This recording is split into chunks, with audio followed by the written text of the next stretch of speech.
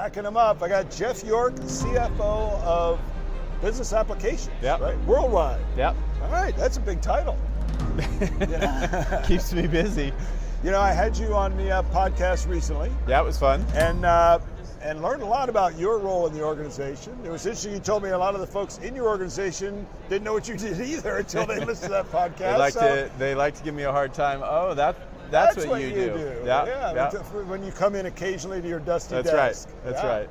So how are you enjoying the show? It's good. There's a lot of action. What do you think has been a real highlight so far from your position, looking at the product teams and what they're talking about that you've got? Because I know you're the guy who likes to kind of stand in the back of the room and observe everybody and everything that's going on. What do you feel like is really resonating? Well, there's obviously a whole bunch of talk on the Power Platform, which is I think one of the first times that we had such a conference, timed with some of the product announcements, timed with some interesting things in the external market in that space. So I think that's been interesting. And then spending a whole bunch of time with customers and partners and seeing what everybody's up to. So you've been sitting in a lot of meetings out here on the side, Excitement is high around Power Platform, would you say? Yeah. You know, it's interesting. Here for so many years, we had basically two products to sell, right? CRM or ERP, and in ERP we had a couple flavors. And now we've got like, I don't know, 50 just products. This explosion of products, for sure. Do you have any idea how many SKUs we even have right now? We were in a panel with James, Alyssa, and Hayden, and James named it at 12, but I'm not even sure that he might have undercounted it. Because again, if you go back, there was CRM and ERP. Then cloud properties for both. And now there's a whole host of the Insights product. There's a whole host of the mixed reality products. Power Platform has played itself out nicely, and now we have more capabilities coming in as well. So there's been a big explosion to the portfolio, which is great. As a direct CSP, I get the price list, right? Of all the individual items and that are available, and then I get the proposed price list of what's coming soon. So you see it that's all. Probably coming out of marketing, and every time I look, there's like a category of things removed, things added. The things added, power. It's just boom, continuous. More products coming out of it. It's like a box of fireworks they threw matches in. Yeah, and if you go back, a year ago, by and large, Power Apps, as an example, was seated in office, and so was Flow. And so we just sort of took a slight different look at it. We stole it. And so I think that's a piece of why you see it, and so we made some changes to the monetization, put it in market. We've been receiving a bunch of feedback, and we'll continue to sort of evolve that for what people want to buy and use it for. And so, we even are working through now some advancements where we think we can make it even easier to use, purchase, adopt, etc. The whole citizen developer movement that you guys have started on here, and I continuously hear, like you just said, making it even easier and even easier. I mean, I'm just remembering back to only a couple of years ago how hard it actually was. I mean, it seems like it was so long, but it wasn't that long ago. That all this stuff was very complicated to buy, very complicated to implement, deploy, use. We were less clear that we were selling a platform SKU. We would sort of clunk up other SKUs and back end to effectively an XRM or a platform SKU, and now we just have sort of gotten ourselves clear of, we'll sell the first party apps, and then we'll go sell the Power Platform and Power Apps specifically to go build on that platform. So I think like us getting clear has been helpful. I did a podcast with Hayden after yours. I don't know if you had a chance to listen to him. Oh no, I didn't know that. I'll have to listen. Yeah, Hayden, he confessed that as the top sales guy, when they talked about releasing a platform SKU, the team was a little nervous about where that could potentially go and whether that could potentially cannibalize or something like that. But I guess the reality is it hasn't really cannibalized. It's grown the pie significantly larger. That's right. I mean, and when you look at, and I think the citizen developer play is the area where there's so many applications that are going to be built now that never would have been built at all because they didn't have IT support, didn't have resources. And that's why it's not going to cannibalize, because there's plenty of first-party apps that we sold or maybe a competitor sold. Yep. And then there's this whole host of apps that companies just sort of build on their own. It's bespoke, or they have their own process. SharePoint. Exactly.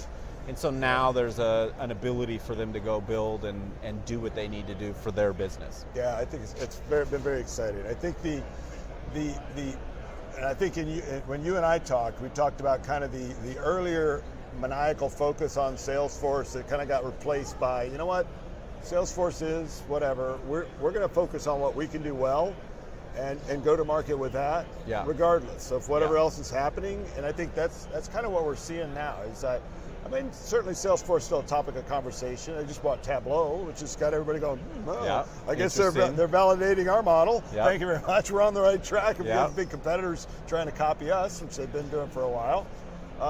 But it definitely seems like we really come into our own in these past few years under James Phillips and you guys, when we kind of stopped focusing on outside so much and focused on, what can we do exceedingly well, We got, you and I talked about this in the podcast. I think we as a company got ourselves more clear. We mainstreamed MBS at the time into Dynamics. We put it under one engineering lead. We made it one of the 4 commercial solution areas. We changed a whole bunch of internal sales comp towards it. We changed some of the partner comp. We put a whole bunch of investments towards it on the engineering side and on the go-to-market side. So I think we ourselves have gotten real clear on what we want out of the opportunity, and now we're in a multi-year path down that road. You guys are moving so fast, and so much faster than you ever have in the past, that I think both customers and partners are not prepared for the speed that you guys are moving. So right now, it feels to me like the only thing slowing Microsoft down is the people that aren't able to keep up.